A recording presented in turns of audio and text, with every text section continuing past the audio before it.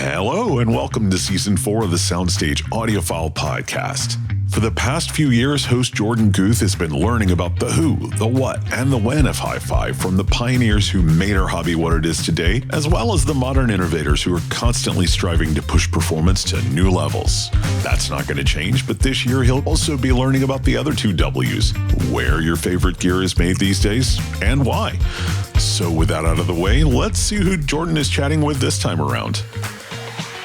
Hello and welcome to the SoundStage Audiophile Podcast.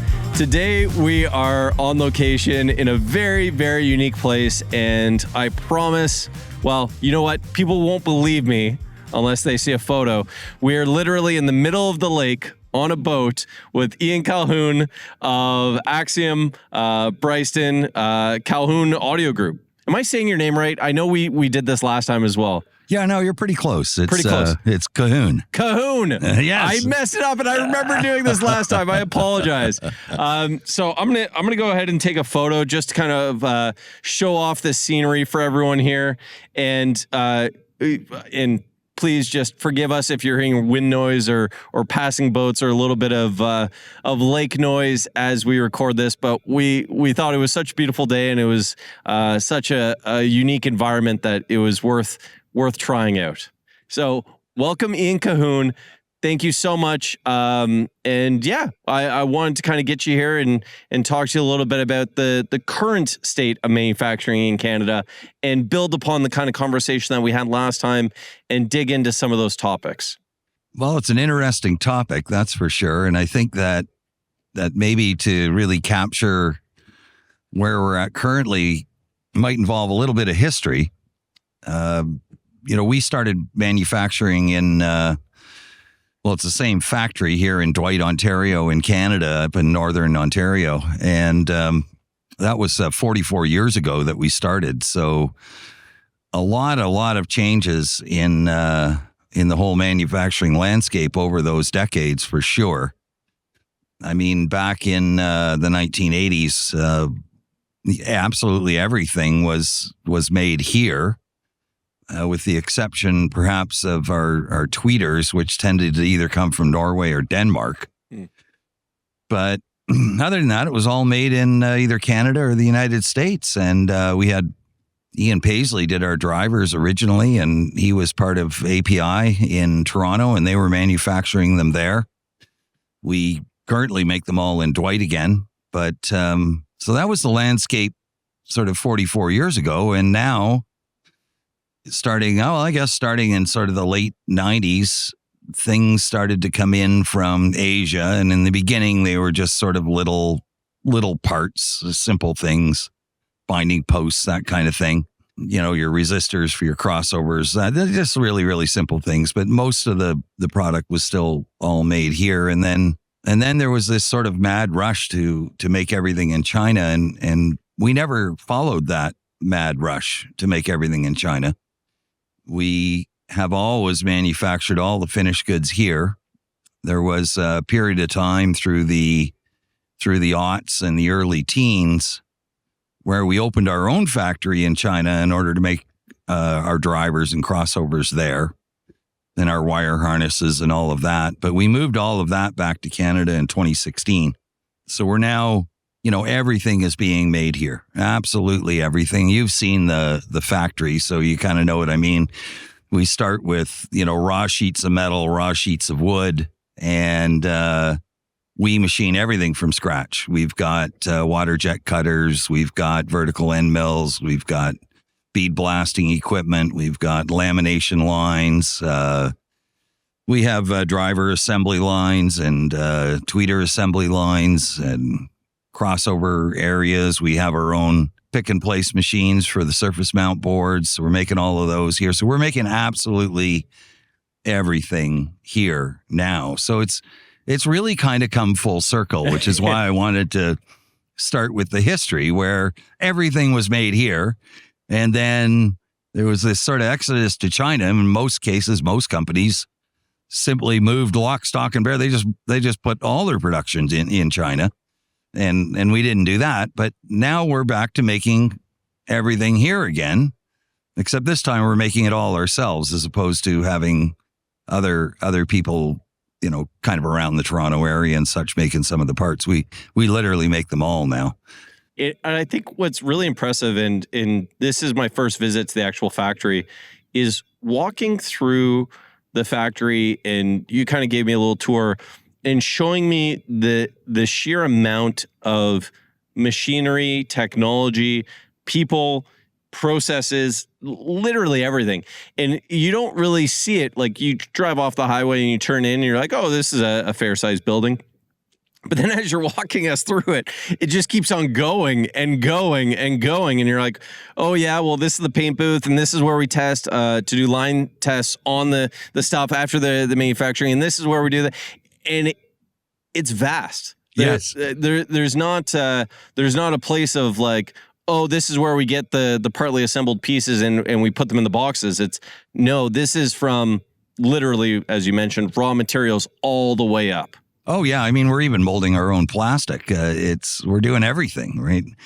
And it's really interesting because there was another sort of revolution that happened during that period of time. Not just the fact that, in general, all manufacturing moved to China, except for ourselves and I think a handful of others. But basically everything else went to China.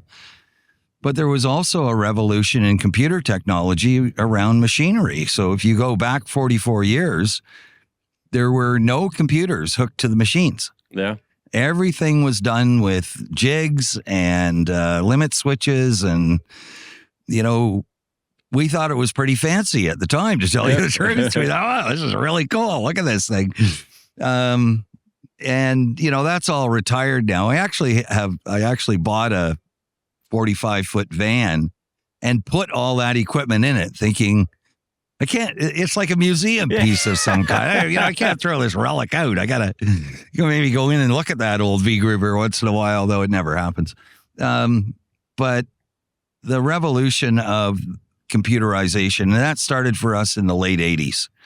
So the 90s was a huge boom in computerizing everything around the factory.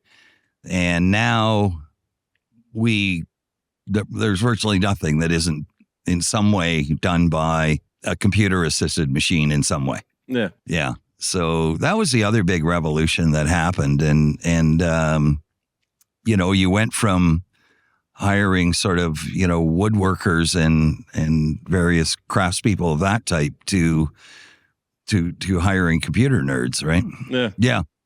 Became one myself, actually. And it's a good point that you kind of just touched on there. And it's this idea that throughout this factory, there's actually quite a lot of human elements that are still involved in this and doing not only final QC checks, but they're operating the machines and there's still a human touch and a human element to things. It's not all computerized, but the computers and the processes and the machinery are allowing you to produce at a scale that wouldn't have been possible previously. Correct. I mean, it would have taken a lot more people and just a absolutely crazy amount of effort to do what we do now with the current group of people. But you're right. I mean, these machines don't actually, there's lots and lots of things that people still need to do. You can't replace everything with a machine. Right. It doesn't quite work that way. But you can replace really, I don't know the best way to put it, but just the intricate detail can be achieved with a machine easier and more consistently than you would be able to do it with the old machinery that we had. Yeah. That's just the reality of it. It's good you kind of mentioned this. We kind of just spoke a little bit about the buildup of technology over the years, and that was primarily with Axiom. There was also a lot of technology that you brought in-house and started working on as Bryston came into the mix. Yeah, that's correct. We over the last sort of 4 years have purchased a lot of new machinery to really, up the game in the amplifier manufacturing department or electronics manufacturing department. So, a lot better and more equipment for the metal side. We didn't have our own SMT pick and place machine until we got into building all the Bryston here as well. So yeah, a lot of sort of new equipment came on board in the last 4 years. And when we're talking about kind of the manufacturing process, Bryston, Axiom, and Magnum Dynalab, I'll throw that in there. They're staying in Canada. Yes. So when we think about how that in the current climate, geopolitical climate and all that, how does that kind of set you up for, I'm going to say, the sales and the outlook for the companies now? Is that a positive that you guys are here? Is that a negative? Is that hard to say? Like how does this kind of impact as a company your path forward? I think it's becoming more and more of a positive with every year that goes by. I think people are very cognizant now, even more than they were, maybe certainly more than they were 10 years ago, but even more than they were a couple of years ago, of sort of, where is something actually made? And made in Canada is a really, really good thing to be right around the world. I mean, we sell our products in 40 countries around the world. So I think it's a huge benefit to be made in Canada. I mean, so much of everything you look at in our business is made in China. Yeah. And, it's in many cases all at the same manufacturer. So we really pride ourselves in being made here and made by us and tested by us. And I think that tested by us is a really big deal, because I know if you went to an outside manufacturer and said, okay, here's what we want made and here's how we want you to test it, they tell you to forget it. They're not going to do that kind of testing. One, they wouldn't have the equipment for it. And two, it's kind of ridiculous, the amount of testing we do. But that's what we want. I mean, that is the world we live in. We're trying to make a very high quality product, and you're not going to do that unless you are absolutely sure that every one you are making is absolutely the same and exactly like the one that you spent so much time designing in the first place. Yeah. You don't think other third-party manufacturers will build anechoic chambers and different test equipment throughout the entire production line to make sure that not only the final product is there, but every single product along the way? Well, not that I've found so far. So when we're talking about, and this is a hot topic right now, we've just kind of spoken to a few different companies about this. We're talking about the tariffs and how that is impacting companies both from China and other countries in the world. How does that impact a company like Bryston Axiom that is based in Canada? Oddly enough, I would say minimally. The reality is for everything that we export to the other 38 countries, it had zero impact at all. And as far as what we export into the United States, well, because we qualify under the free trade agreement, we actually don't have any duty into the U.S. either. So we really, I would say for us, it was rather minimal. And you have that economics background, so you can kind of jump in and give me a little bit of an explanation on this, or for our listeners, a little bit of an explanation from your point of view. Like, those tariffs aren't impacting you directly. There's still a free trade agreement in place. How does that all work? Yeah. Well, I think we were just rather fortunate to fall in a category that remained under the free trade agreement. There are certain named categories that are no longer included in the free trade agreement, but we're just not one of them. So it's just sort of how it worked out. I mean, it's really difficult to tell with these tariffs exactly how they're going to get applied and to who. And, I think the dust hasn't settled on that yet. That's still actually being worked out. So But right now for us, the effect is really, really minimal. Does that mean for people in the United States buying, whether it be Bryston or Axiom products, they're not going to see like a massive price hike that they might see in some of the other manufacturers that are coming from other places? Correct. Yeah. So basically, if it's made in Canada or made in the USA, obviously, then no, there won't be any price change. So that does sound like it's kind of a leg up on some of the other competition there. How do you find that all of this is impacting kind of the other countries in the world, that world stage? Are people maybe more cautious of purchasing something or more maybe not willing to spend additional money right now because of uncertainty, or kind of what are your thoughts on that? That would be the anticipated result, but we haven't actually seen that so far. I mean, we're going through a bit of an orders explosion right now. So if anything, we're seeing the opposite. I'm not sure I can tie those two things together. There's probably other reasons for that, but it's really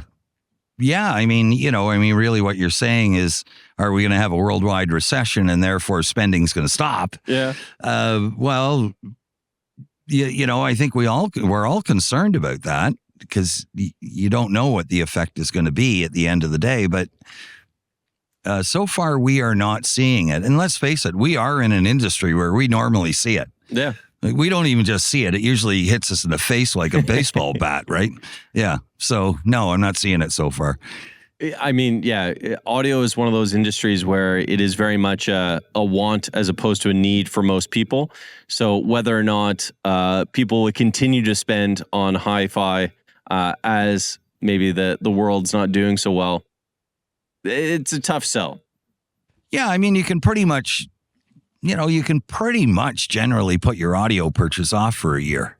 I mean, it's not that's not quite true. I mean, if some piece of equipment dies, you got to replace it right away. We're audiophiles. We're not gonna be without the system for.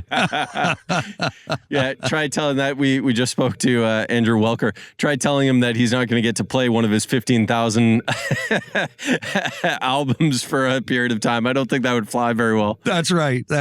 But he may not upgrade his turntable until next year. For sure. And I guess that's kind of part of it. It's how people will be spending money in audio, in my mind, might change a little bit, but I don't see it completely coming to a standstill, personally. No, and we're just simply not seeing it so far. So, maybe it just won't happen. Maybe it's more of a fear than a reality. I mean, I don't know. Nobody can predict the future. But I agree that the signs are there that it's a legitimate concern. But we don't see it yet. Here's another take on it, and we were just talking about manufacturing. I wonder if companies that manufacture overseas or in other places that don't have the existing free trade agreement that Canada and the United States have with one another are having more of an impact on that, or companies that are importing from some of these different places. Yeah, I have to think that there is certainly an impact there where we can export to the United States and it is duty free and obviously things coming from other countries don't have that experience. So I have to think that's a bit of a tailwind for us, to say the least. But the expansion we're seeing in our orders is really coming from all over the world. It's not just coming from the United States. So that doesn't quite line up. Yeah. Interesting. Yeah, it's very interesting when you look at it. It's now, who knows? I mean, you're talking to everyone in the industry. I'm not really. I have no idea what's going on in the overall industry per se. So I don't know. So what I find, and I get it from different manufacturers that I'll give you an example. Paul Hales, we spoke to him a little while ago. He's based in the United States, And he actually can get dinged twice for stuff because manufacturers in China, manufacturers in the United States. So some of the times he's actually getting dinged twice for the stuff that he manufactures here and sells there, and vice versa. Right. So I think there is kind of a unique position, one being Canadian, because generally speaking, Canada has decent relationships with a lot of the countries in the world. Yeah. Maybe not premier relationships for trade agreements, but decent. And two, that free trade agreement that is in place or has been in place and is continuing to be upheld to some degree between Canada and the United States gives a little bit more flexibility that they may not see. We also talked to companies that manufacture primarily in China, and they're kind of already in the process of shifting that manufacturing to other places, including like Indonesia, for instance, that has some of that manufacturing capability, but isn't getting the rough end of the United States' current policy on tariffs. Yeah, there's definitely a lot of that going on for sure. Let's face it. I mean, China's getting hit the hardest here, and that's going to make it, in our industry, that'll make it pretty tough on a lot of products. I mean, so many of the products are made in China. I mean, I don't know what the percentage is, but, would I be far off base if I said it was 80%? Would I be low? It's an interesting thing because I think when it comes to the audio companies, hi-fi is such a range because there's hi-fi that is very accessible. There's also hi-fi that is so esoteric that only few people in the world could ever afford it. And then there's kind of that middle ground, which I think there's a lot made in China, but there's a lot made in European countries and North American countries and all over the place. So I mean, 60%, 80%, maybe even 90% of the hi-fi stuff that's actually getting sold based on quantity, I can imagine that being coming from China. Yeah, I sort of think so. Because then you get into this assembly side of things, which is where it's only put together somewhere. It's not, the components are not made there.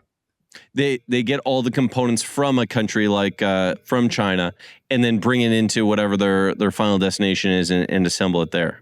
Yeah, and final assembly doesn't usually qualify you for made in that country. It can. There's a lot of interesting rules that apply, but in general, if all you're doing is buying all the parts from someplace and then screwing them together, that's probably not going to qualify as manufactured there. So then maybe I'll ask you a question this way, which is, do you see this as an opportunity for companies that are primarily made in Canada, let's say, to really kind of to take advantage of this current climate and push forward even further? Yeah, I would think so.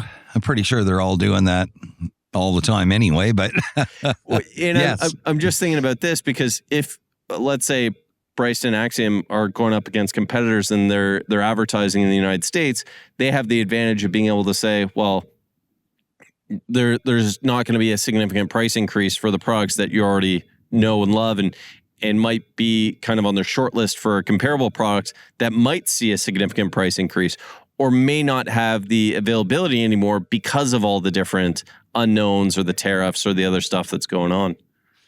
Yeah, no, it's a really good point, right? This is where the uncertainty aspect of it comes in, right? It's sort of like you don't know, and sometimes just because you don't know or you're not sure what the situation is, sometimes that just delays your buying decision because you're not necessarily prepared to do a whole pile of research to find out the answer, right? You just need a new amplifier or a new pair of speakers, right? Yeah, and this price is this one day and it's that the other day, and this other product over here is being maintained the price. Maybe that's the better value. Yeah, you can certainly see the pricing for sure. That's easy to see, right? This was that, now it's this. And if it's remained the same, well, then that's, there's a little bit of comfort in that. Yeah, I'm trying to think of like the other aspects that come into this. Like for me, when I'm thinking about how a company right now, if there's like fuel that you could add to the fire of what you're already doing, is there any additional machinery? Is there any additional technology or additional things that right now is kind of the time to start looking at it and start doing it? For us being a manufacturer in the long run, that never stops. We're always looking for, what's the latest, best way to do things, and does it make sense for us? Sometimes the latest technology just doesn't make sense for what you're doing. But we're always looking out for that.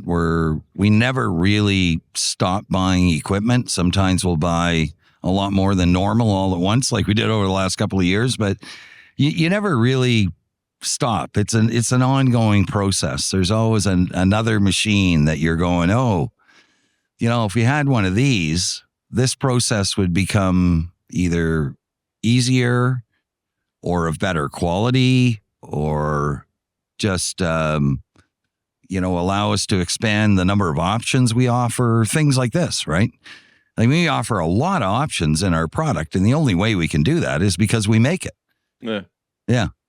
Well, I mean, and even just kind of going through the factory today and looking at the control that you have, and we were talking about the paint booths, and we were talking about the finishes and all that. It is staggering, even just thinking about the logistics of keeping all the materials on hand to be able to support that. Yeah, it's pretty crazy, especially when you're making circuit boards. We have thousands of line items of parts that feed the system every day. And, we have a pretty sophisticated system for controlling that. So we know what we're going to need, when we're going to run out, this sort of thing. But yeah, that's a major part of the manufacturing game, is how do you control the inputs? Because the closer you get to an assembler, and at some point you just stop assembling and bring in the finished product, it's much easier just from the point of view of what it is you're controlling, the number of parts that you have to deal with in order to, sell product tomorrow. I mean, for us, it's a big deal. And, we're really experienced at it. We've been doing it forever. So, we don't find it painful, but yeah, when you step back and look at it, it's like, that's pretty wild. There's a lot that goes into that. Yeah. There was, I look at those line items of parts and measured in the thousands, and it's sort of like, oh, that's actually pretty cool. That all works. All these parts show up when they're supposed to. I think there has to be something to it. And I get this when I build something at home, when I build my deck or something, repair something, where there's like a sense of pride of being able to do that. How is it for you? Like, you've been doing this for a long time. When you see a new speaker or a new amp or a new product, whatever it may be, come off from a prototype and then get its first production run, like, do you still get that excitement, that joy of creating? Oh, absolutely, you do. And it's a real double-edged sword, because now you have the pain of something new getting into production. Yeah.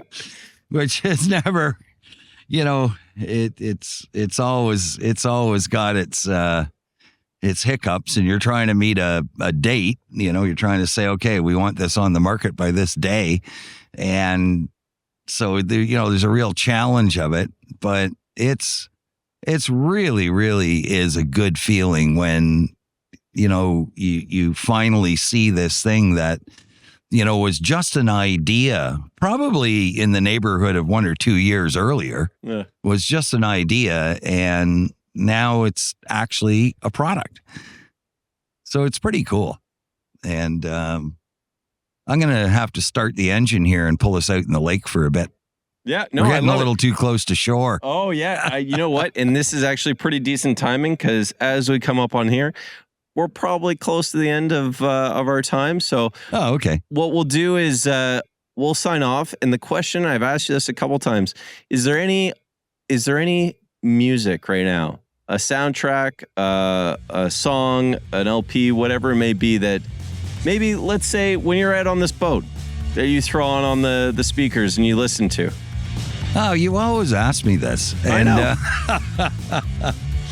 There's a real broad range of things that I listen to. I always bring up the Bare Naked Ladies CD. Great. They're absolutely fantastic. Because I use it in, a lot in the double blind listen tests that we do.